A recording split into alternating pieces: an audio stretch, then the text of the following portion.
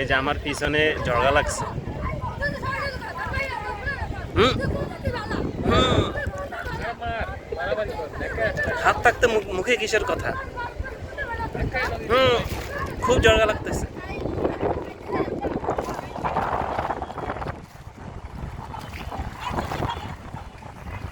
ওপারে জর্গা জাটি, মাঝে আমরা পরিপাটি, মাঝে নদী নৌকা চলে সাই রে।